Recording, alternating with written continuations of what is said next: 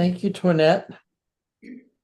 I picked a couple old familiar Thanksgiving hymns for Twinette to play for us. I think they evoke so many memories for all of us as we remember those words. Are there announcements to be made?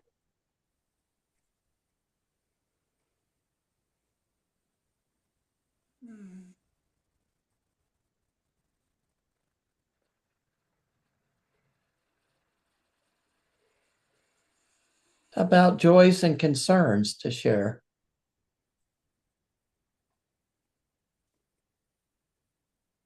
Well, I have something funny. I went for my physical, which turned out everything was good, but I told them I was out of anxiety medicine, and they'd given me the last time they did it, I got 15, which lasted me several years. And I said I was out now and I needed to renew that prescription. And she said, why? And I said, I'm teaching my grandson how to drive. She gave me 100. Well,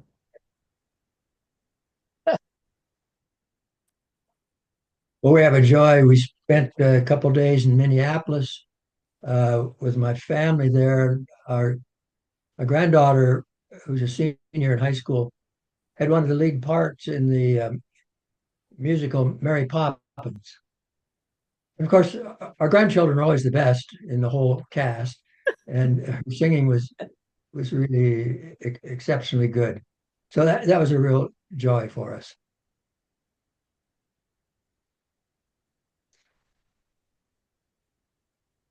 I have some friends in Arizona, and I talked with them last week.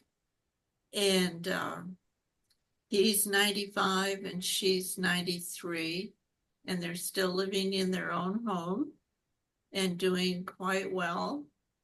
Have everything all figured out on how to stay there. And I think that's great. And also my great grandson and his family, they just last Friday bought their first home. Hmm.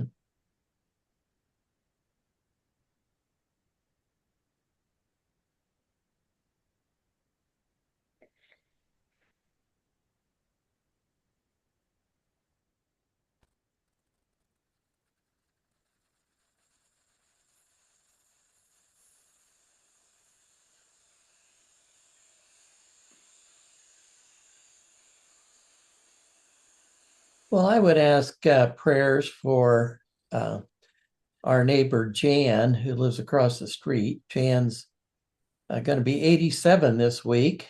She's still quite fit, and Donna and I were out with her for supper earlier in the week, and she was so grateful that we asked her to go because she said she has a very hard time this time of year, and it's today is the 5th anniversary of her husband's passing, and so we have invited her over this evening for a little get together with my sister Linda, and then she will be heading south to fix Thanksgiving dinner for her daughter who had hand surgery and so can't cook. So Jan's going to make this Thanksgiving dinner. She's quite an amazing person, sings in the Episcopal choir and walks her dog about a mile every day and beats me at golf. So, but if you could remember Jan.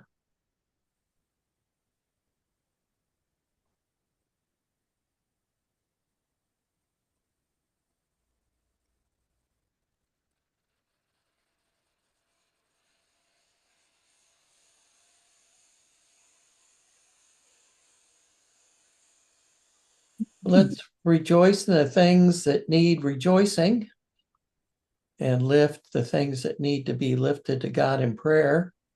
To do that while also holding them tenderly in our hearts as a community of faith that we are, bearing as a Bible verse says, one another's burdens.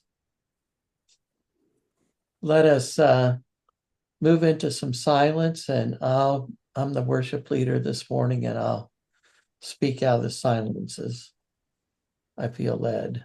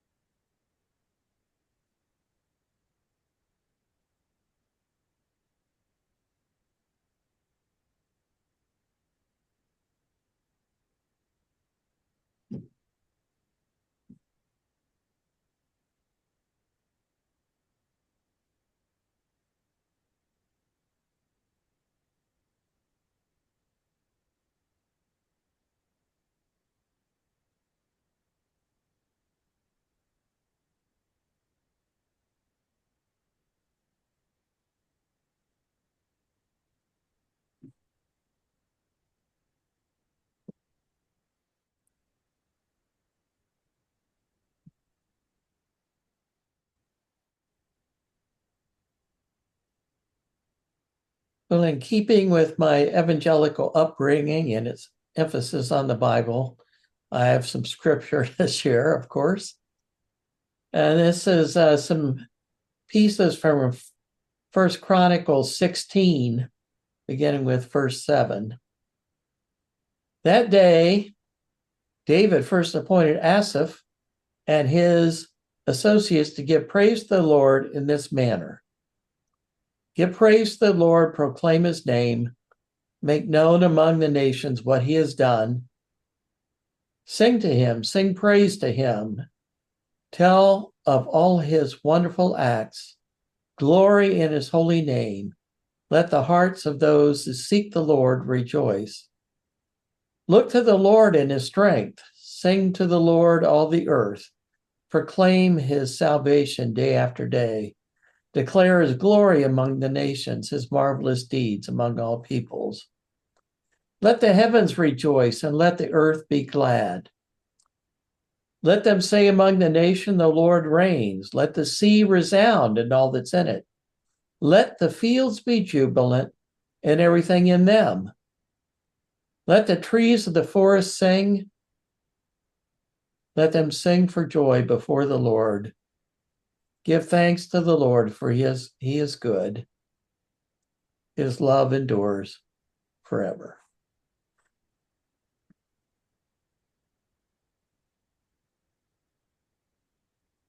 Singing trees and jubilant fields. I love those lines. We take them, I think, as poetic language, thinking, well, these are things that don't really happen. I always have wanted to tease my more evangelical friends with their emphasis on every word of the Bible being true, saying, well, that doesn't really happen, does it? Except maybe it does. Could it be that golden light that transforms field trash into something of beauty is a way of the fields being jubilant, reflecting God's light back to God? Could the graceful, waving, naked limbs of trees in this season be hands uplifted in praise? Well, maybe that's a bit mystical, but perhaps we could use a bit more mystery in our lives. For, true encounters, I think, with God are more than slightly mysterious. What amazes me most, though, at this time, while I can see some of those things, I'm blind to much of the remarkable ordinary that I take for granted, the things around me.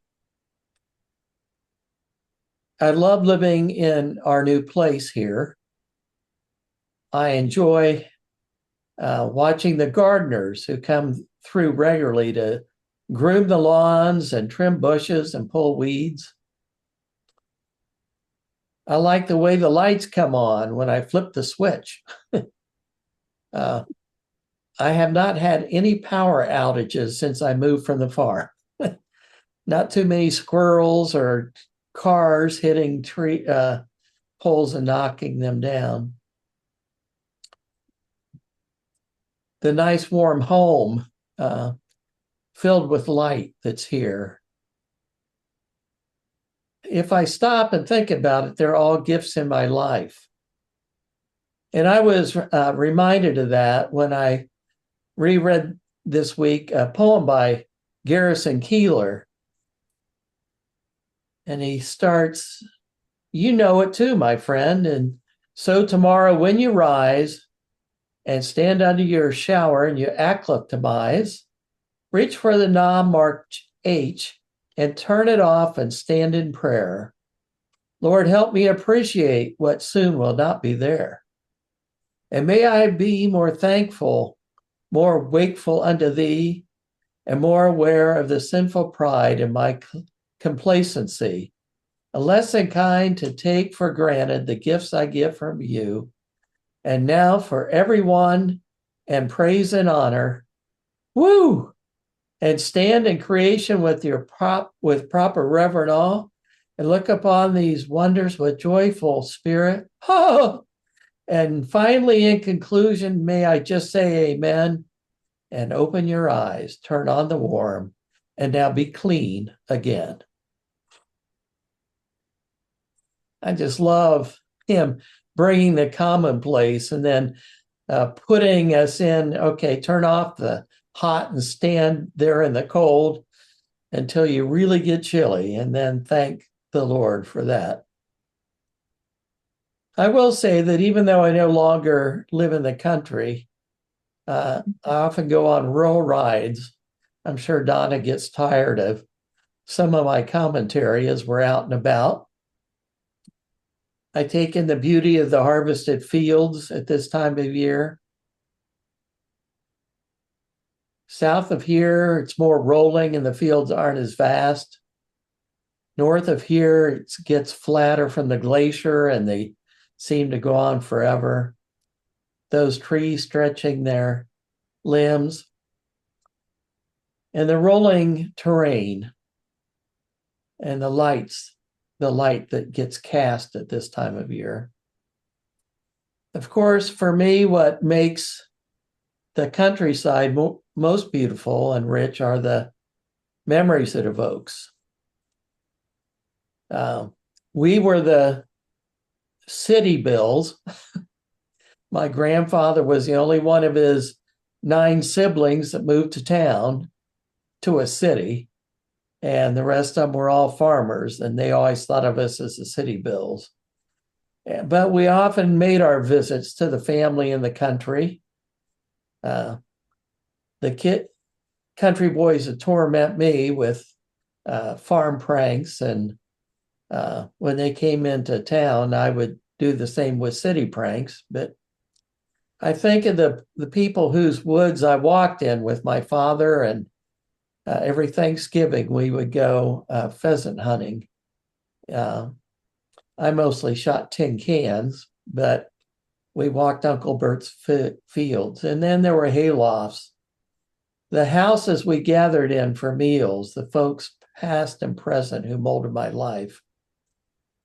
I remember Grandma and Grandpa Bill, Uncle Johnny, Uncle Bert, Aunt Ori, Grandma Shields, all who molded my life.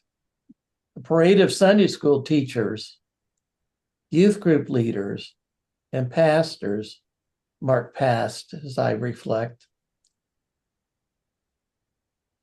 as do people from the present.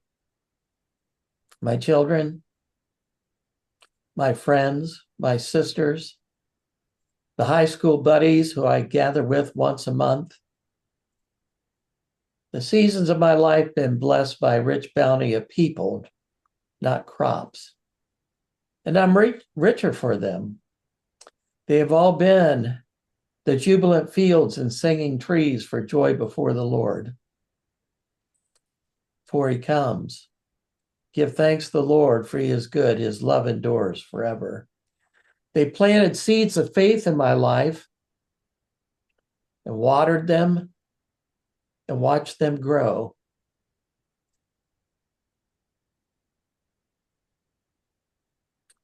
And some of them have sung the song of Harvest Home. And I miss them.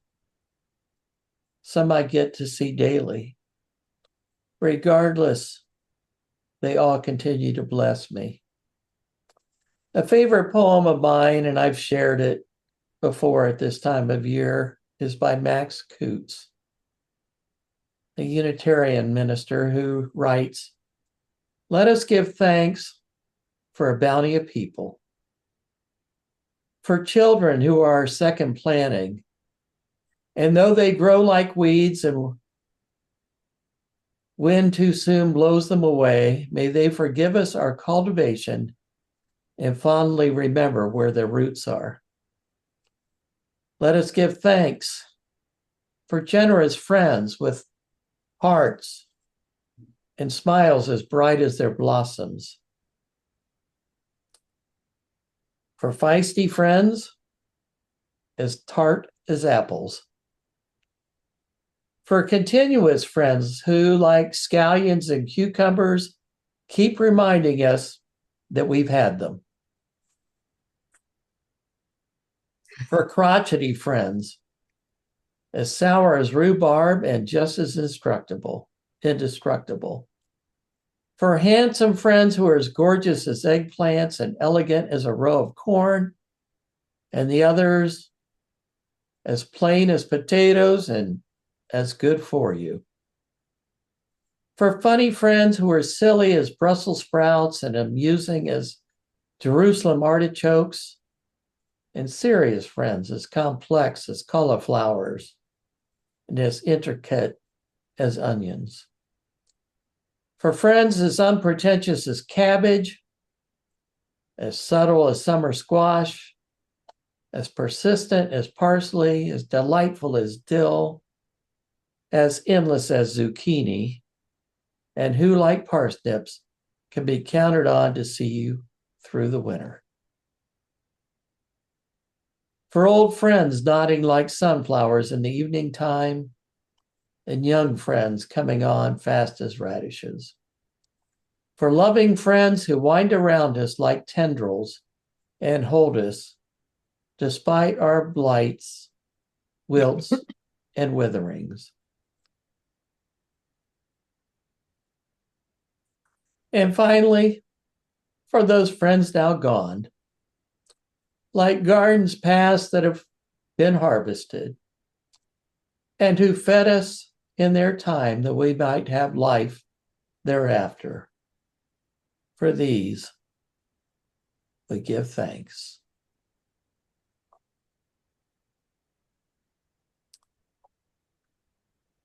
So as we approach Thanksgiving, let us give thanks for golden light, goods, friends, and God's graciousness. May we remember those who have blessed our lives.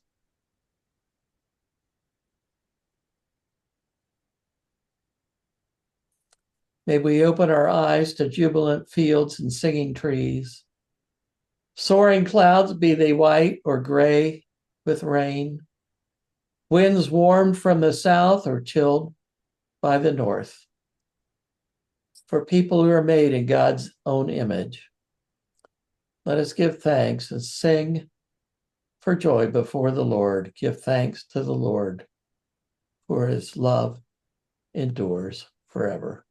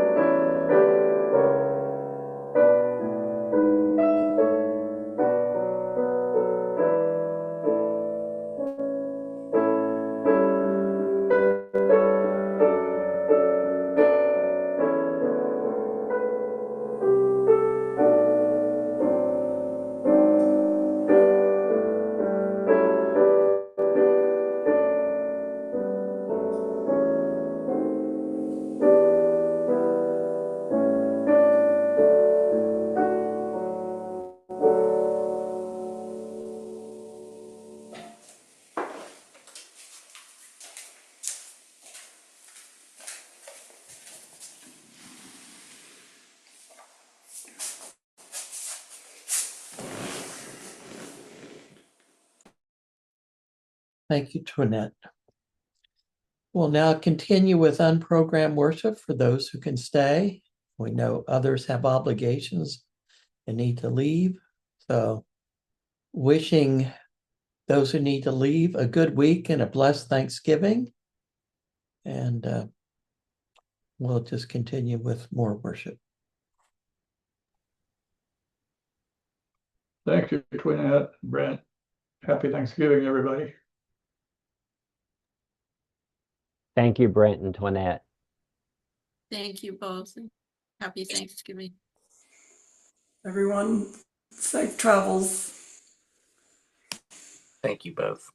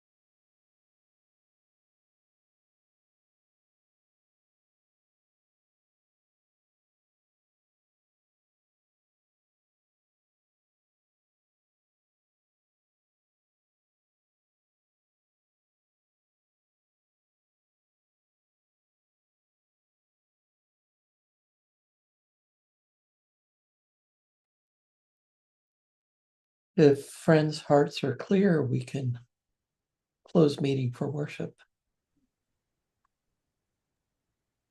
Happy Thanksgiving, everybody. Happy Thanksgiving. Thank you for your thoughts, Brent. Thank Very you, helpful Brent. as always. Yes. Happy Thanksgiving. Happy Thanksgiving to